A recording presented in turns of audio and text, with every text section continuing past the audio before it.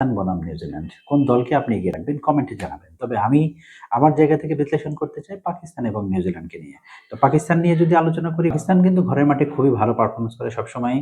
যদিও কয়েকদিন আগে ট্রাই নেশন সিরিজে তারা হেরেছে নিউজিল্যান্ডের কাছেই। তারপর আমি মনে করি ঘরের মাঠে যেহেতু খেলা অবশ্যই পাকিস্তান এগিয়ে থাকবে।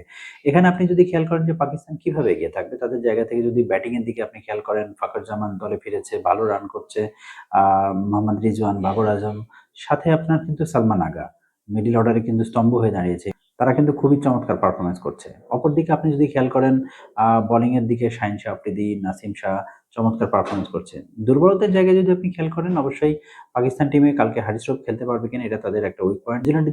নিউজিল্যান্ডের দিকে যদি আপনি খেয়াল করেন Daryl Mitchell, Kane Williamson, Glenn Phillips চমৎকার ফর্মে রয়েছে। তারা কিন্তু যেকোনো সময় ম্যাচের মোড় ঘুরিয়ে দিতে পারে। নিউজিল্যান্ডের বোলিং এর দিকে যদি খেয়াল করেন নতুন জ্যাকব ডাফি আছে, ভালো বল করছে। এছাড়া যদি আপনি ম্যাট হেনরির কথা বলেন, অভিজ্ঞ পারফর্মার, অনেক ভালো সম্ভাবনা আছে।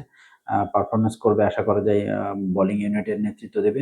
আপনি অন্যদিকে যদি আপনি ব্যাটিং এবং বোলিং ওভারঅল মিশিয়ে যদি চিন্তা করেন, আমার দিক থেকে মনে হচ্ছে যে আগামীকাল পাকিস্তানি বিজয় হবে, তবে খুবই চাপে থাকবে কারণ তাদের হোম গ্রাউন্ডে খেলা। করাচির মাঠে কিন্তু তারা অনেক দর্শকের সাপোর্ট পাবে, তবে চাপটা কিন্তু তাদের উপরেই থাকবে কারণ কয়েকদিন আগেই কিন্তু পাকিস্তান নিউজিল্যান্ডের কাছেই হেরেছে এই করাচির মাঠেই। তো জাঁকজমকপূর্ণ একটা ম্যাচ হবে সেই আশাবাদ ব্যক্ত করছি। আমি আগামীকালের ম্যাচটিতে পাকিস্তানকে এগিয়ে রাখবো। আপনারা কাকে এগিয়ে রাখছেন কমেন্ট করে জানাবেন। ধন্যবাদ।